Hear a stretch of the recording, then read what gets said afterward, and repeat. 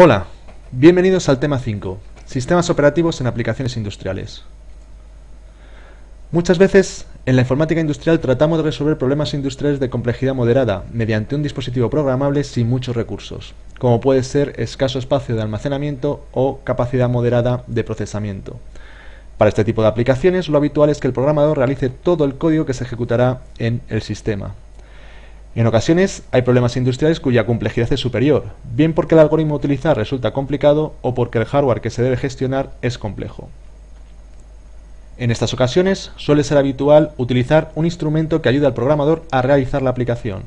Suele ser útil usar un programa que nos ofrezca funciones de sistema y que nos facilite el acceso al hardware o la realización del algoritmo. Este programa es el sistema operativo. Cuando se utiliza, tenemos un esquema como en el que vemos en la imagen. En él se sitúa entre nuestra aplicación, que contiene el código que resuelve el problema industrial, y el hardware, un sistema operativo que nos facilita su manejo. Es habitual cuando se adopta esta solución que el código del sistema operativo se ejecute en modo supervisor, mientras que la aplicación de usuario se ejecutará en modo usuario. Es decir, la aplicación tendrá limitadas las acciones que pueda realizar, así como el conjunto de recursos sobre los que pueda actuar. Sin embargo, el sistema operativo se ejecutará de tal forma que podrá realizar cualquier acción en el sistema y podrá acceder a todos los recursos. Surge al utilizar este esquema el concepto de tarea o proceso. Un proceso es un programa en ejecución con todos los recursos necesarios para que se ejecute con éxito. Entre estos recursos estará el tiempo de CPU para la ejecución de sus instrucciones, memoria para almacenar tanto el programa como los datos que maneja, así como referencias a los dispositivos de entrada-salida que necesite durante su ejecución.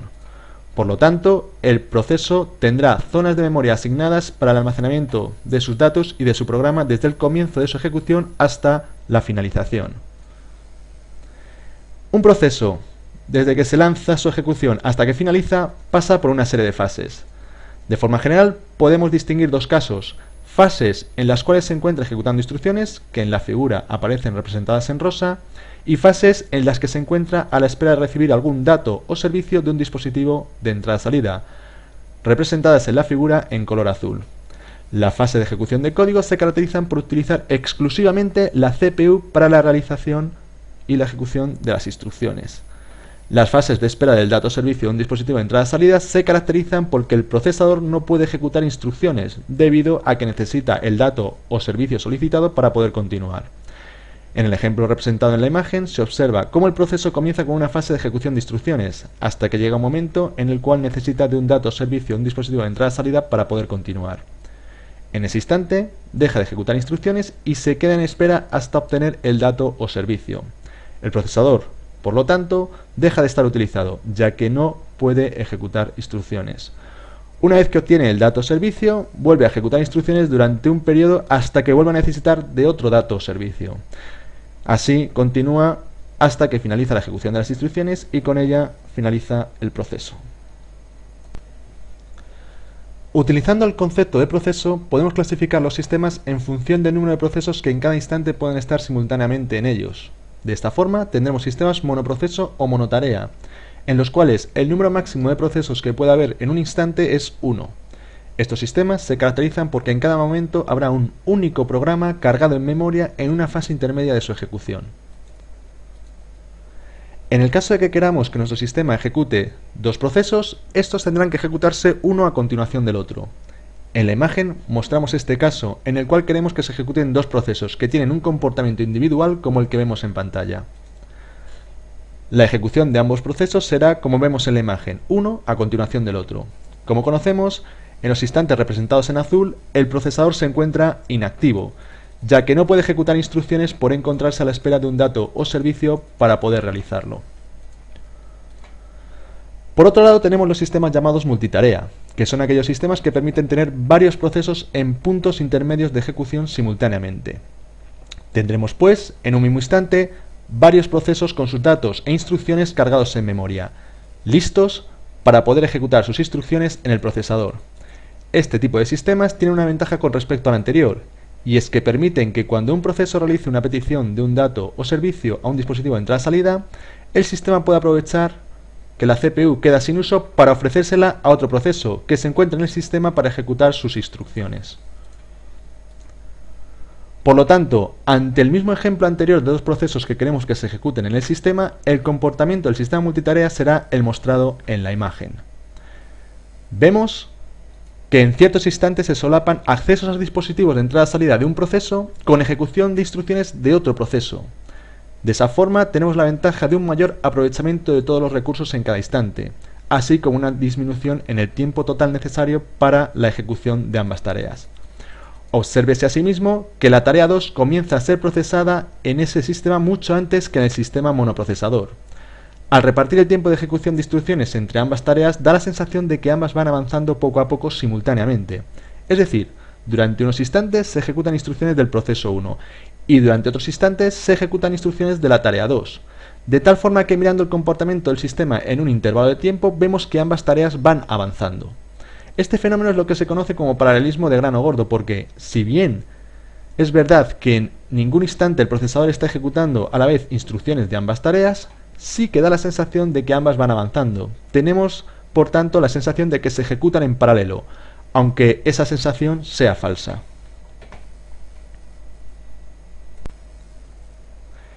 En la siguiente imagen tenemos una comparación del comportamiento de ambos sistemas ante la ejecución de los dos procesos mencionados. En los sistemas multitarea, la parte encargada de gestionar los procesos, así como la asignación del procesador a cada uno de ellos, la realiza el sistema operativo. Este se encarga de administrar el tiempo entre todos los procesos, de sincronizarlos y de comunicarlos. Asimismo, permite gestionar tareas de distinta naturaleza, como pueden ser tareas que en su mayor parte del tiempo se encuentran ejecutando código y tareas que la mayor parte de su tiempo se encuentran a la espera de datos o servicios. En la siguiente imagen se muestra un sistema que consta de 4 procesos representados por las franjas horizontales de la izquierda de la pantalla. En ellas se observa la diferente naturaleza o el distinto comportamiento de estas tareas individualmente. La primera es una tarea en la cual la mayor parte del tiempo se encuentra en espera de datos o servicios, representados por los huecos blancos, y hay una mínima cantidad de tiempo donde se ejecutan instrucciones, representadas por las zonas sombreadas. Este comportamiento suele ser el típico de las tareas de tiempo real, que van surgiendo periódicamente y se atienden mediante la ejecución de un conjunto limitado de instrucciones. La segunda tarea tiene un comportamiento similar a la primera, si bien los periodos entre ejecución de instrucciones son menores. La tercera tarea se caracteriza por periodos de ejecución de instrucciones y periodos de solicitud de servicios. No parece que ninguna de ambas fases sea claramente dominadora respecto a la otra. El comportamiento de esta tarea es un comportamiento similar al de una aplicación de usuario habitual. Finalmente, tenemos una última tarea en la cual vemos que se encuentra siempre ejecutando instrucciones y no hay ninguna fase de acceso a dispositivos de entrada-salida. Estas tareas suelen conocerse como tareas de cómputo intensivo, en las cuales únicamente se ejecutan instrucciones desde su comienzo hasta su final. Pues bien, el encargado de repartir el procesador para que todas las tareas puedan ejecutarse exitosamente en el sistema será el sistema operativo. Dentro del sistema operativo hay dos funciones importantes para conseguir este objetivo, que son el planificador y el despachador. El planificador es una función del sistema operativo encargada de, en todo momento, decidir la tarea que a continuación obtendrá el procesador para ejecutar sus instrucciones. Para conseguir eso, utiliza información del sistema, como pueden ser las tareas no bloqueadas, la prioridad de las tareas que se ejecutaron en el pasado cercano, etc. El despachador es una función del sistema operativo que realiza todas las acciones necesarias para que en un momento se cambie la tarea que actualmente se encuentra ejecutando instrucciones en el procesador por otra tarea, que será la que le comunique el planificador. Esta acción de cambio del proceso que va a ejecutar instrucciones en el procesador se denomina cambio de contexto. En este cambio de contexto, el despachador guardará en la pila el contexto o estado del proceso que abandona el procesador y restablecerá el contexto o estado del proceso que va a ejecutar instrucciones a continuación. Como se ve, el despachador necesita la información del planificador para conocer la nueva tarea elegida por él que va a ejecutar instrucciones. En estos sistemas multitarea podemos entender los procesos como programas en ejecución que contienen una serie de recursos para que se puedan ejecutar con éxito. Estos recursos serán tiempo en el procesador para ejecutar las instrucciones, memoria para almacenar tanto los datos como las instrucciones, descriptores de archivos en el caso de que manejen ficheros y objetos que hacen referencia a dispositivos de entrada-salida. Pasamos a ver distintas estrategias que surgen a la hora de crear aplicaciones que se ejecutarán en un sistema multitarea. Aparecen, pues, varias opciones a la hora de crear nuestra aplicación. La primera podría ser crear una aplicación que contenga toda la funcionalidad que queremos desarrollar en un único programa. En este caso, se crearía un único programa donde se insertarían todas las instrucciones que nos permiten resolver el problema planteado. El esquema de esta solución es el mostrado en la imagen, en la cual vemos que nuestro programa, al ser ejecutado, tendrá un comportamiento de conmutación entre fases de ejecución de instrucciones y fases de acceso a dispositivos de entrada-salida. En el sistema, en cada momento existirá una única aplicación con toda la funcionalidad. La ventaja de esta solución es que su realización es sencilla, ya que sería una aplicación como la que hemos visto en los temas anteriores, pero ayudada por los servicios del sistema operativo. El principal inconveniente es que la solución puede resultar ineficiente. En los instantes en los que nuestra aplicación acceda a dispositivos de entrada-salida, el procesador se encontrará inactivo y por lo tanto no estará ejecutando instrucciones, con lo que podemos decir que se puede encontrar infrautilizado. Otra solución consiste en dividir la funcionalidad de nuestra aplicación en una serie de bloques y crear una serie de programas que den solución a cada uno de esos bloques. A continuación, podemos poner todos esos programas en ejecución y tendremos un sistema con varios procesos, todos ellos encaminados y colaborando a solucionar el problema industrial solicitado. El esquema de nuestro sistema será como el mostrado en la parte inferior derecha de la figura, en el que tenemos varios procesos, cada uno de ellos resolviendo un aspecto de la aplicación, sobre un sistema operativo encargado de asignar en cada instante el procesador a cada uno de ellos. Tal como vemos en la parte inferior izquierda de la figura, el sistema consigue ser más eficiente, ya que aprovecha los momentos de acceso a dispositivos de unos procesos para que otros procesos puedan ejecutar instrucciones en el procesador. Por tanto, el uso del procesador es más eficiente en esta solución. El principal inconveniente se observa en el hecho de que tendremos varios procesos independientes que cooperan para resolver un problema industrial. Puede resultar habitual que esos procesos independientes necesiten comunicarse entre ellos. En este caso, al tratarse de procesos independientes, la comunicación puede ser lenta y costosa. El sistema operativo será el encargado de gestionar estas comunicaciones. Surge una tercera solución, que trata de superar el inconveniente de la solución 2. Esta se basa en dividir la funcionalidad de la aplicación en bloques y asignárselos a entes de ejecución de código pertenecientes a un único proceso. Por lo tanto, esta solución consiste en tener un proceso con todos los recursos necesarios para la ejecución de la aplicación y dentro de él un conjunto de entes de ejecución de código que se encargan de ejecutar las instrucciones de cada uno de los bloques en los que se haya dividido la aplicación solicitada. Estos entes de ejecución de código se conocen como subprocesos, procesos ligeros o hilos. Su función es exclusivamente obtener las instrucciones que le han sido asignadas y ejecutarlas en el procesador.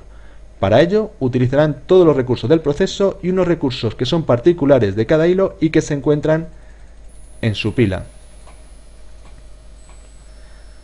El esquema de este tipo de soluciones se observa en esta imagen, en la cual vemos que tenemos la aplicación de usuario en ejecución dividida en distintos bloques o trabajos que serán desarrollados por cada hilo dentro del proceso.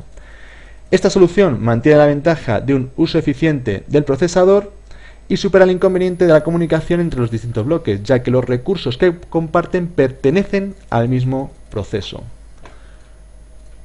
Por lo tanto, adoptando esta solución, podemos modificar la visión de un proceso como un programa en ejecución con todos los recursos necesarios para que se ejecuten con éxito, siendo estos recursos memoria para almacenar datos e instrucciones, distintos objetos de referencia a dispositivos de entrada-salida, descriptores de archivos que opcionalmente puede utilizar nuestro programa y, finalmente, un conjunto de hilos encargados de la ejecución de instrucciones.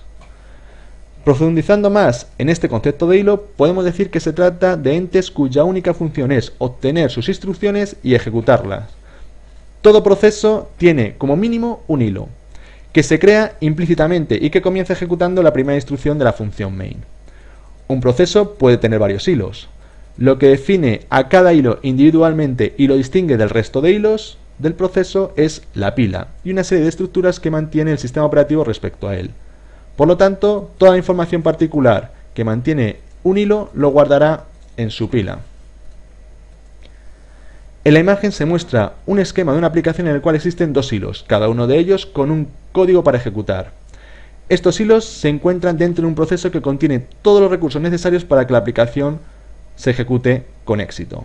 Dentro del proceso, lo único que es propio de cada hilo es la pila que cada uno de ellos posee para almacenar su información particular. Las variables globales que utiliza la aplicación serán un recurso accesible por todos los hilos del proceso. Por otro lado, las variables locales definidas en el código que ejecuta cada hilo se almacenará en el stack particular de dicho hilo. Estas variables, al estar almacenadas en el stack particular de cada hilo, no serán accesibles directamente desde otros hilos. Pero hay que tener en cuenta que esas posiciones de memoria del stack de cada hilo son posiciones de memoria que, en última instancia, también pertenecen al proceso, con lo que indirectamente otro hilo del proceso podría tener acceso a esa memoria. El hecho de que existan recursos disponibles para todos los hilos, como son las variables globales, trae consigo la posibilidad de que ocurran errores si se producen accesos simultáneos a ellos por varios hilos. Este tipo de errores se conocen como errores de concurrencia, y son unos errores que no se tenían en aplicaciones en las que solo existía un hilo. Este tipo de errores pueden provocar que nuestra aplicación obtenga resultados distintos en diferentes ejecuciones del mismo código, lo que incluye una indeterminación en el resultado que no es deseable y que se debe tratar de evitar. Veremos más en profundidad este tipo de errores más adelante. Un hilo, desde su creación hasta su desaparición en el sistema, irá conmutando entre diferentes estados. De forma clásica, se distinguen tres estados en los cuales puede estar un hilo. Estado corriendo. En este estado, el hilo se encontrará ejecutando sus instrucciones en el procesador. Estado bloqueado. El hilo se encuentra a la espera de un dato o servicio de un dispositivo de entrada-salida y, por lo tanto, no se puede encontrar ejecutando instrucciones. Estado listo. El hilo tiene todos los recursos para poder ejecutar sus instrucciones a excepción del procesador. Está, por tanto, a la espera de que el sistema operativo le asigne el procesador para pasar al estado de corriendo y ejecutar así sus instrucciones. El planificador solo tiene en cuenta los hilos en el estado de listo para decidir a cuál de ellos asigna el procesador. En la imagen se muestran las transiciones que se permiten entre estos estados. En primer lugar, al crearse el hilo se encontrará en el estado de listo. Una vez que el sistema operativo decide asignarle el procesador, pasará al estado de corriendo y ejecutará sus instrucciones. En este estado pueden ocurrir tres cosas. La primera, el hilo, al ejecutar sus instrucciones, solicita en una de ellas un dato o servicio de un dispositivo de entrada-salida, con lo cual pasa al estado de bloqueado. Segunda posibilidad, el sistema operativo decide que ya lleva tiempo suficiente ejecutando instrucciones y decide asignar el procesador a otro hilo. En este caso, el hilo pasará del estado de corriendo al estado de listo. La última posibilidad es que el hilo finalice todas sus instrucciones, con lo cual el hilo terminará y desaparecerá del sistema. Un hilo que se encuentre en el estado de bloqueado se encontrará a la espera de un dato o servicio y por lo tanto no podrá ejecutar instrucciones. Cuando lo obtenga, pasará al estado de listo y, entonces, el sistema operativo lo tendrá en cuenta cuando decida asignar el procesador a otro hilo distinto del que está ejecutando instrucciones en ese instante. Una vez que conocemos el concepto de hilo, vamos a ver la forma de crearlos. Cada sistema operativo ofrecerá la forma particular de creación sobre él. En esta asignatura vamos a trabajar con el sistema operativo RTX. Este es un sistema operativo de tiempo real creado para dispositivos que incorporan el procesador Cortex-M. Las características de este sistema operativo son que permiten la existencia de varios hilos simultáneamente en el sistema y que permite la programación de aplicaciones en lenguaje C y C++. RTX se nos presenta como una librería que ofrece funciones del sistema a las aplicaciones. Permite la configuración de varios parámetros del sistema operativo mediante el fichero rtx.cm.c. RTX permite al programador realizar la aplicación mediante la definición de tres objetos software, que son las interrupciones, el hilo principal y un conjunto de hilos o thread. Para la creación explícita de un hilo RTX, en Este sistema operativo define la función OS3@create, que admite dos parámetros. El primero es un puntero a la definición del hilo, característica que tendrá el nuevo hilo creado.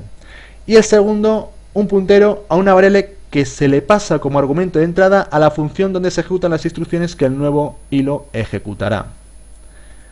La función OS3@create retornará un valor identificador del nuevo hilo, que será único entre todos los hilos del sistema, es decir, no existirán dos hilos con el mismo identificador. Como hemos dicho, el primer parámetro de la función define las características del hilo que se va a crear. Esta definición se realiza mediante cuatro parámetros. El primer parámetro es la función donde se encuentran las instrucciones que deberá ejecutar el hilo. El segundo parámetro hace referencia a la prioridad con la que se crea el hilo. Esa prioridad es la prioridad inicial y se podrá modificar explícitamente durante la ejecución del hilo invocando una función, como veremos más adelante. El tercer parámetro serán las instancias, que se define como el máximo número de hilos que podrán utilizar esta definición de hilo. Finalmente, el último parámetro hace referencia al número de bytes que contendrá la pila particular del hilo a crear. Si este parámetro vale 0, el tamaño será el definido como tamaño estándar o tamaño por defecto. En esta imagen se observa un ejemplo de creación de un hilo. En primer lugar, se realizará la definición con la partícula OS3@def. En este ejemplo, el hilo viene definido porque ejecutará las instrucciones contenidas en la función thread1. Tendrá una prioridad normal, existirá un único hilo con esta definición y el tamaño de la pila será el estándar. A continuación, se realiza la llamada a la función OS3@create y tras su ejecución aparecerá un nuevo hilo en el sistema con las características mencionadas. En esta imagen se observa los estados que concretamente en el sistema operativo RTX se definen para sus hilos, así como las transiciones que entre ellos se permiten.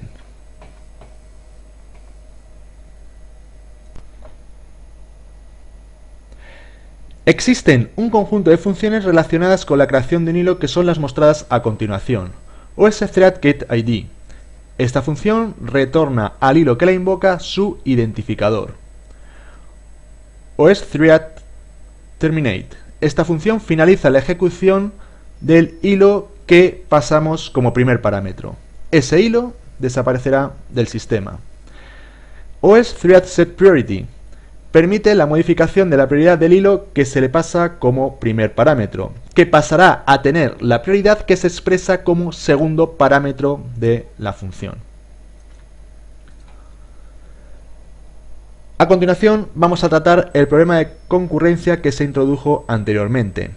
Este problema surge cuando dos hilos tratan de acceder simultáneamente al mismo recurso. Este recurso puede ser cualquiera de los que comparten los hilos en el proceso, bien sea un dispositivo hardware o variables globales. En el caso de dispositivos hardware, podemos imaginar que si dos hilos solicitan un dato o un servicio a ese dispositivo al mismo tiempo, puede ocurrir que el dispositivo no sea capaz de realizar simultáneamente la acción requerida de forma correcta. Vamos a continuación a ver un ejemplo en el acceso de dos hilos a un recurso compartido representado por una variable global, de forma que se mostrará los problemas que este acceso puede ocasionar. Como sabemos, la acción programada mediante una sentencia de código en alto nivel puede equivaler a una o varias sentencias en lenguaje ensamblador. Un ejemplo es la secuencia mostrada en la imagen, en la que la sentencia GNUN igual a GNUN más NUN puede equivaler a un conjunto de 4 sentencias en lenguaje ensamblador. En primer lugar, se transferiría el valor de la variable GNUN desde la memoria donde se encuentra almacenada hasta un registro del procesador, registro D0. En segundo lugar, se transferiría el valor de la otra variable NUN desde la posición de la memoria donde se encuentre almacenada al registro D1. A continuación se realizaría la suma de los dos registros en la unidad aritmético lógica del procesador, almacenando el resultado en el registro D0. Finalmente, se transferiría el contenido de este registro D0 a la posición de la memoria donde se almacena la variable GNUN, que recordemos es la variable global. Imaginemos que tenemos un sistema en el cual se ejecuta una aplicación con dos hilos y estos hilos en un momento determinado se encuentran ejecutando la sentencia anterior simultáneamente. Imagínese también que la variable genum es una variable global y por lo tanto accesible por todos los hilos, mientras que la variable num es local a cada uno de ellos. Como hemos dicho anteriormente, ambos hilos, al ejecutar esta sentencia, realizan la ejecución de 4 sentencias equivalentes en lenguaje ensamblador. Será el sistema operativo el encargado de decidir en cada momento qué hilo debe ejecutar sus instrucciones, así como de realizar las acciones necesarias para que se lleve a cabo esa ejecución.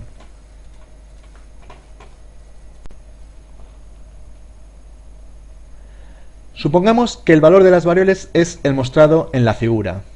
Tras la ejecución de las sentencias por ambos hilos, esperamos que el valor final de la variable genum sea 120. Imaginemos que el sistema operativo asigna el procesador siguiendo la siguiente secuencia. En primer lugar, asigna el procesador al hilo 1, que comienza la ejecución de cada una de las sentencias en lenguaje ensamblador. El hilo 1 transfiere el valor de la variable genum al registro D0 del procesador. Luego realiza la transferencia del valor de la variable num al registro 1. A continuación realiza la suma de ambas variables, con lo que el registro D0 pasará a tener el valor de 110. Finalmente realiza la transferencia del contenido de este registro a la posición de la memoria donde se almacena la variable genum. Supongamos que en ese instante el sistema operativo considera que el hilo 1 ya ha ejecutado durante suficiente tiempo instrucciones en el sistema y decide asignar la CPU al hilo 2. Para eso, guarda el estado del hilo 1 en su pila. Este estado viene definido, entre otras cosas, por el valor de sus registros de 0 y de 1. A continuación, carga el estado del hilo 2 en el procesador y comienza la ejecución de sus instrucciones. En primer lugar, transfiere el valor de la variable genum desde la posición de la memoria donde se encuentra almacenada al registro D0. Realiza la misma acción sobre la variable num y el registro D1. A continuación, realiza la suma de ambos registros almacenando el valor 120 en el registro de 0. La sentencia concluye transfiriendo el valor del registro de 0 a la posición de la memoria donde se almacena la variable genum. Tras la ejecución de todas estas instrucciones, vemos que el valor de la variable genum es 120, que era el valor esperado. A continuación, vamos a ver la ejecución de las mismas instrucciones de los hilos, pero suponiendo otra secuencia en su ejecución. Supongamos que comienza ejecutando el hilo 1, con lo cual, en primer lugar, se transfiere el valor de la variable genum desde la memoria hasta el registro de 0. A continuación, se transfiere el valor de la variable num desde la memoria hasta el registro de 1. Se realiza la suma de ambos registros, con lo que en el registro de 0 se obtendrá el valor 110. Supongamos que en ese instante el sistema operativo considera que el hilo 1 ya ha ejecutado durante suficiente tiempo instrucciones en el sistema y decide asignar la CPU al hilo 2. Para eso, guarda el estado del hilo 1 en su pila y este estado viene definido, entre otras cosas, por el valor de sus registros D0 y D1. A continuación, carga el estado del hilo 2 en el procesador y comienza la ejecución de sus instrucciones. En primer lugar, transfiere el valor de la variable genum desde la posición de la memoria donde se encuentra almacenado dicha variable al registro D0. Realiza la misma acción sobre la variable D1 y, a continuación, se realiza la suma de ambos registros almacenando el valor 110 en el registro D0. La secuencia que ejecuta el hilo 2 concluye transfiriendo el valor del registro D0 a la posición de la memoria donde se almacena la variable genum, siendo este valor de 110. Supongamos que en ese instante el sistema operativo considera que el hilo 2 ya ha ejecutado durante suficiente tiempo instrucciones en el sistema y decide asignar la CPU al hilo 1. Para eso, guarda el estado del hilo 2 en su pila y a continuación restablece el estado del hilo 1 desde su pila a los registros del procesador. Tras este restablecimiento, el valor del registro de 0 será de 110 y el valor del registro de 1 será de 10. El hilo 1 continuará la ejecución por el mismo punto en el que estaba cuando fue desposeído de la CPU, con lo que le faltará por ejecutar una transferencia del valor de 0 a la posición de memoria donde se encuentra almacenada la variable genum. Con esto, el valor en esa posición de memoria será de 110. Observamos que este valor no es el que esperábamos, y es más, es distinto al que se tenía en la secuencia analizada anteriormente. Es por eso que vemos que en función del orden en el que se ejecutan las sentencias, el resultado puede ser distinto.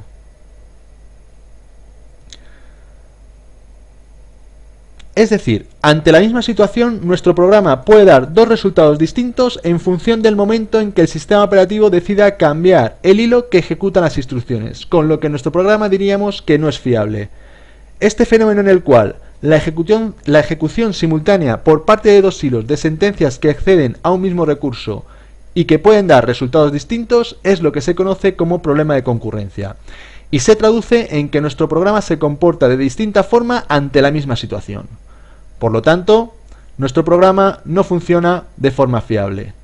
Pues bien, el tener un sistema que maneja varios hilos nos proporciona una serie de ventajas, pero tiene el inconveniente de presentar este problema de concurrencia que se debe evitar. Veremos más adelante cómo podremos evitarlo.